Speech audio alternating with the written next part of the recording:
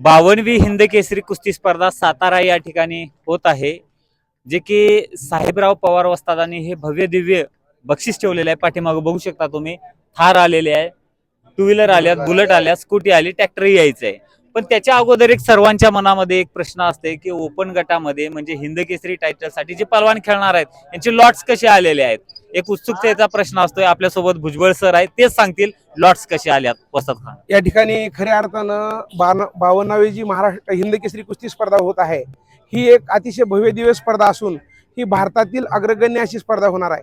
आणि स्वातंत्र्य काळानंतर होणारी जी स्पर्धा आहे, या स्पर्धेमध्ये असंख्य महाराष्ट्रातील पैलवानांनी सहभाग नोंदवलेला आहे. 12 खेळाडू महाराष्ट्रातले त्या गटात खेळलेले आहेत.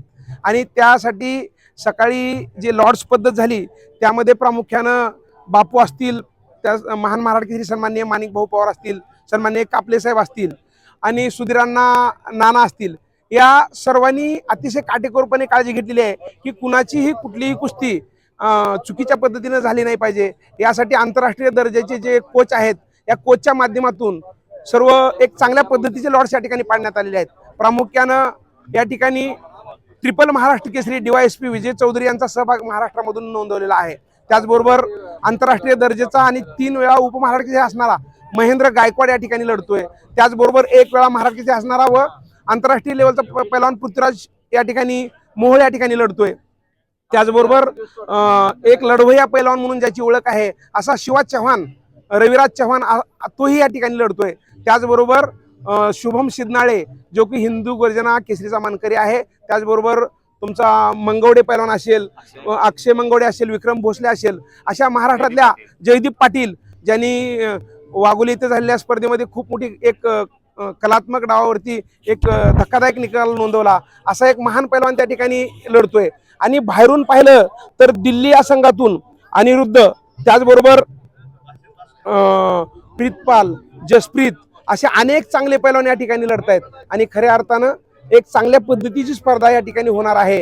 या ठिकाणी मी राष्ट्रीय पंच भुजबळ या ठिकाणी आपल्याला नमूद करतो. लॉट्स कशा आल्यात त्याबद्दल सांगावं असतात. आता कोणाकोणाच्या कुस्ती पहिल्या फेरीमध्ये सर्वांना साधारण कुस्ती आहेत, पण एक चांगली दर्जा स्पर्धा व्हावी म्हणून शिडिंग पद्धतीने या ठिकाणी भारतीय कुस्ती शैलीचे जे महासचिव आहेत त्यांनी समोर बसून या ठिकाणी लॉट्स टाकलेले आहेत.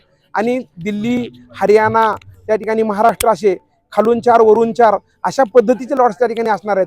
आणि सर्वात महत्त्वाचं आहे, महाराष्ट्राचे 2 पैलवान जे आहेत ते महेंद्र असेल, त्याचबरोबर जयदीप पाटील असेल, हे खालच्या पूलमध्ये आहेत. त्या ठिकाणी DYSP विजय चौधरी पैलवान असतील, तेही खालच्या पूलमध्ये आहेत. आणि वरल्या पूलमध्ये असणार आहेत रविराज चव्हाण आणि तुमचा पृथ्वीराज मोहोळ असणार आहे.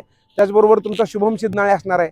आणि जसप्रीत नावाचा एक चांगला पैलवान, अनिरुद्ध नावाचा एक महान पैलवान दिल्लीचा या ठिकाणी खालून त्यांच्या बाऊट येणार आहेत. जसं जसं स्पर्धा वाढत जाईल तसं तसं पहिल्या फेरीनंतर दुसरी, तिसरी फेरी, चौथी फेरी आणि सेमीफायनल, फायनलच्या कुस्त्या अतिशय तगड्या होऊन क्रॉस सेमीफायनल या ठिकाणी होणार आहेत.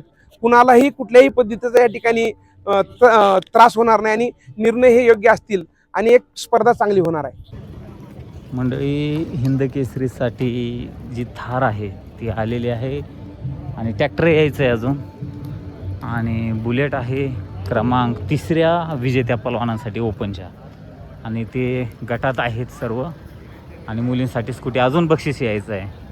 मंडळी, लॉट्स थोडक्यात सांगितलेलं आहे. जसं जसं पुढं जाईल, कारण की 60पेक्षा जास्त ओपनमध्ये खेळाडू आहेत हिंद केसरी टायटलसाठी, त्यामुळं पुढं जसं जाईल त्या कुस्त्या होत जाईल तसं डिक्लेअर होईल. कारण की पुढचा एखाद्या पहिल्या कुस्तीमध्ये कोण विजेता होईल ते सांगता येत नाही. त्यामुळं क्लिअरली असं लॉट्स तुम्हाला यातनं लक्षात येईल की पुढं ते तुम्हाला अपडेट दिलं जाईल. धन्यवाद. असे लॉट्स आहेत.